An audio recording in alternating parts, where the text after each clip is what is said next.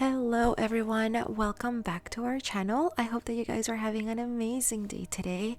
In today's video, I am going to be walking you through the first eyeshadow look that I filmed using the new Amrezy palette. I did film 3 looks total with this palette, and I will be uploading those later on in the week because I am putting them off for a few more days so that I can upload the new Glam Light Cake palette. And I know I did ask you guys if you liked when I uploaded a few looks per video or 1 look per video, and it was pretty much split down the middle. So I'm gonna be trying out this new format for a few weeks because it will allow me to upload a lot more often for you guys, maybe even daily. So we'll try this for a few weeks. If it doesn't work out or you guys don't like it, then I'll go back to doing what I have been doing, but in the meantime we're gonna do 1 look per video. So anyway, if you guys are interested in watching this first eyeshadow look with the Amrezy palette, then just keep on watching. So to start off the look, I am going to prime my eyes using the P. Louise eyeshadow base in the shade 2.0. So for this look, I am first going into the color 1988, and I'm using a pencil brush from Morphe, and I'm just packing this right into the crease. And since I have a little bit more extra time, I will be showing you guys more of the process. So as you guys can see, it does take a few times to make the packing like even and pigmented. So I usually like to go in like twice, maybe even 3 times when packing the color until it looks like a nice even layer of color.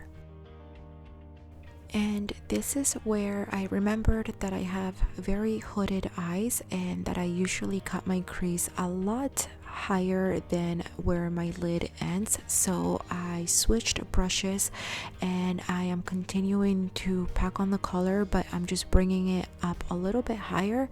And once I'm happy with the evenness of the color and the pigmentation, I am going to take the same brush to lightly soften the edges.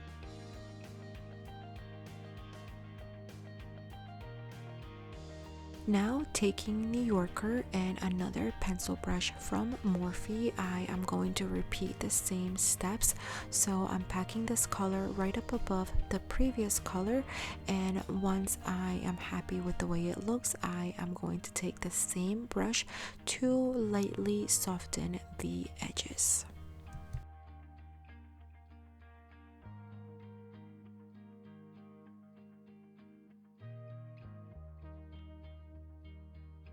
Next, I am taking the color OG and I am packing that right up above the previous color.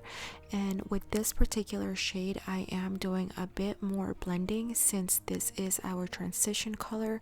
I want this area to be a lot more blended out and smoky. So this is where I would normally start to build up pigment again by packing and blending, but I wanted to try a different technique. So what I'm gonna do instead is use only blending brushes, and I'm gonna start to build up the pigment. So I am first starting off with the shade New Yorker, and using this blending brush, I am lightly going to add the color in and blend as I go. And I'm repeating that a few times. The only difference here is that I'm not packing the color. Next, I am going back into OG, which is the lightest color that we used. I'm using a smaller blending brush and I'm doing the same thing. So I'm going back into the pan, grabbing a bit of color and blending it in very, very lightly. And I'm repeating that until I'm happy with the pigmentation and the blend. Lastly, I am using the same brush and I'm going back into the darkest color that we used, which was 1988, and I am going to repeat the same steps. So I'm just going back into the pan, grabbing a little bit of color at a time, adding it and blending it out. and the only difference from this than what I normally do is that normally I would pack and blend, but today I am adding in the color and then blending. So hopefully that makes sense, but ask me anything that you are unsure about down below. And now we are moving on to cutting the crease, and to cut the crease I'm using the P. Louise eyeshadow base in the shade 0.5. And to use the P. Louise base when cutting the crease, you do have to set the base in order to apply color on top of it. You can do it without, but it's a lot easier if you do set it first. So I'm just using the shade Wasted to set the base first, and then I'm coming back in with the shade 1988 to blend out the edge of the cut crease. And I'm also taking this color towards my inner corner. I tried to do it at an angle, but I don't have that much space to play with, so I kind of had to go in a little bit straighter. But anyway, just try to follow what I'm doing here. If you can go at like a slight angle, I think it would look a lot prettier. But anyway, let's continue.